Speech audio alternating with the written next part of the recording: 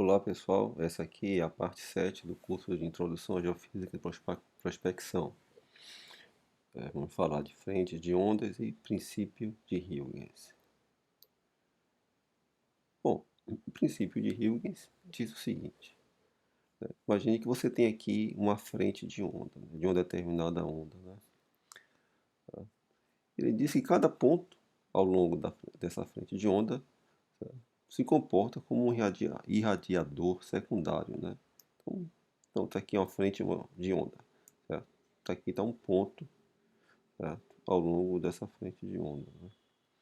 Então, segundo Huygens, segundo a ideia de Huygens, né, que ele achou para explicar o fenômeno da propagação, certo? Cada um desses pontos aqui, que fazem parte de uma frente de onda, né, eles irradiam ondas, certo? É como se fosse uma fonte pontual, né, irradiando ondas, né, certo? Conforme é mostrado aqui, tá? Então, isso vai acontecer com todos os pontos ao longo da frente de onda, todos eles vão irradiar ondas, todos eles vão funcionar como uma fonte pontual, né? Que irradia energia aqui em todas as direções aqui. O que é que acontece então? Quando todos eles irradiam aqui, né? Certo? As ondas, né? Emanadas por ele, né? Acaba formando uma envoltória aqui que dá origem a outra frente de onda, tá? Uma nova frente de onda, tá? E nessa nova frente de onda também o processo se repete. Cada ponto ao longo dela aqui é como se fosse um irradiador secundário que vai irradiando onda, formando novas envoltórias, ou seja, novas frentes de onda, e aí o processo prossegue, né? Então essa foi uma maneira que Huygens usou para explicar, certo? Para entender o fenômeno de propagação de ondas, certo? Assim como o método do raio, né, que a gente viu anteriormente, é um princípio, uma construção que pode ser usada para diversos tipos de fenômenos ondulatórios. Assim como os raios, né, os irradiadores secundários, né, ou seja, eles não existem, né? Você dizer que isso aqui, cada pontinho aqui da frente de onda, é um irradiador, é como se fosse uma fonte pontual, e na verdade isso é uma ideia matemática. Fisicamente, esses radiadores aqui, eles não, obviamente, eles não existem, né? Mas só que esse esquema aqui do Huygens, ele explica muito bem muitos fenômenos de propagação de onda, né?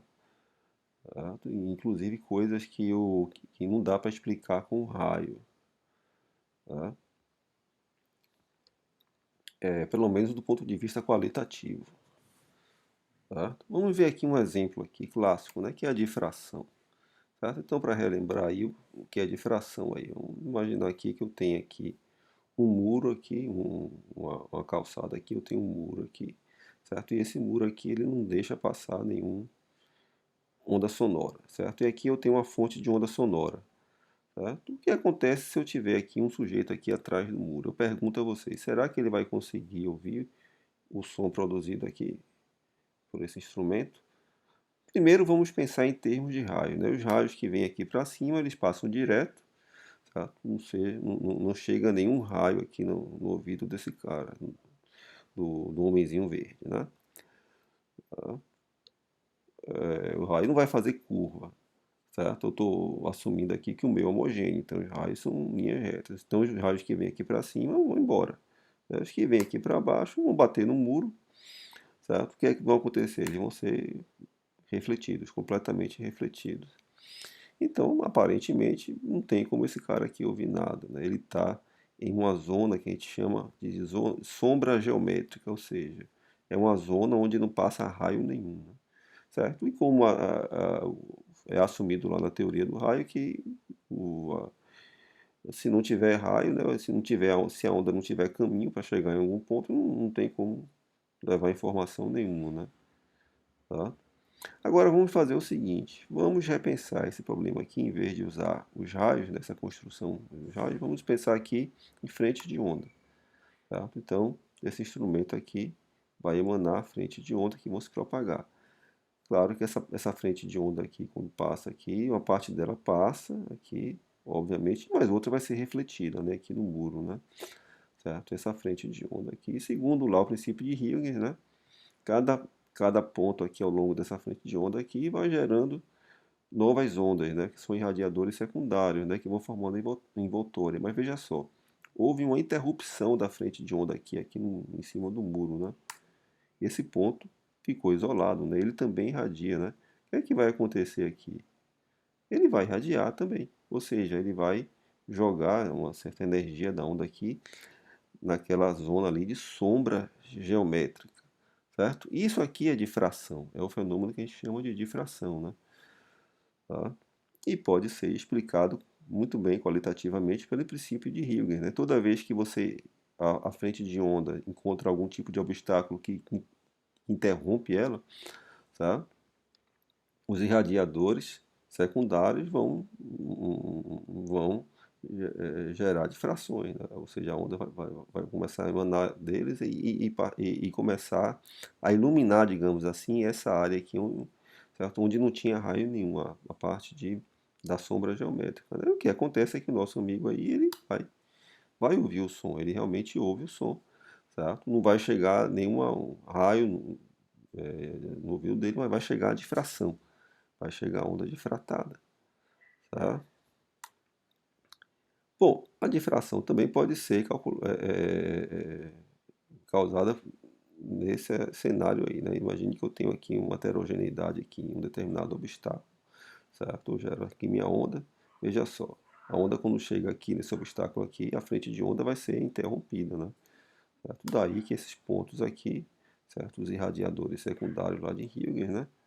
Vão também irradiar e espalhar a energia da onda em todas as direções, certo? Isso aqui chama-se difração por obstáculo, também chamado de espalhamento, ok? O que acontece aqui, certo? Para que um determinado obstáculo, né, ou heterogeneidade ou obstáculo, né, ele seja um difrator eficiente, ou seja, ele espalhe realmente a energia da onda em todas as direções aqui, tá? Ele tem que estar na mesma dimensão aqui do comprimento de onda, né? Então, que seja essa onda aqui está incidindo aqui nele com o comprimento de lambda, né? E D aqui seja as dimensões desse obstáculo, certo? Então, para que a difração aqui seja realmente bem observada, né? Certo? Esse lambda aqui tem que estar na mesma ordem de grandeza das dimensões desse obstáculo aqui, tá? Se esse obstáculo aí for muito pequenininho comparado com a frente de onda, né? Ou seja, lambda for muito maior que D, o que acontece é o seguinte, a onda passa aí e nem vai nem perceber ele, vai gerar uma difração, na verdade, tão fraquinha que é como se não existisse, tá? E, e se esse corpo aqui for muito grande, agora, se lambda for muito menor do que D, o que é que vai acontecer? Nesse caso aí, certo? A gente não precisa do princípio de Huygens, a própria teoria do raio pode explicar tudo. O que vai acontecer aqui são simplesmente reflexões especulares, né? Conforme nós já estudamos aqui, né?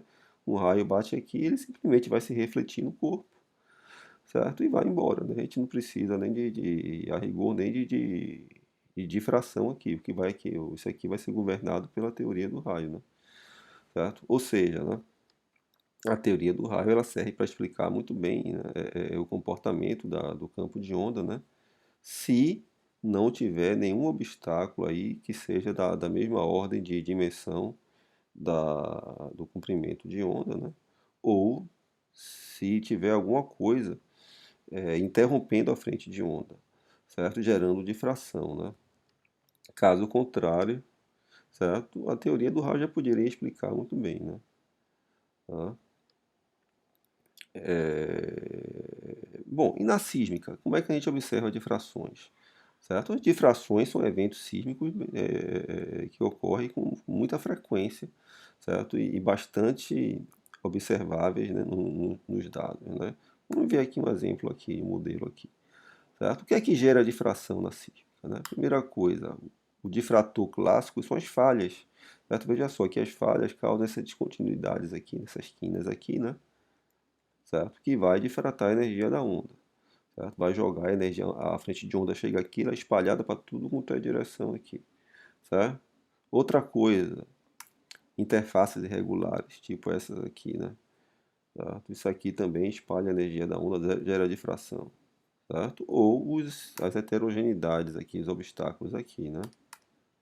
Certo? Também quando a frente de onda chegar aqui, ela vai ser espalhada, né? E vai jogar a energia da onda para tudo quanto é direção.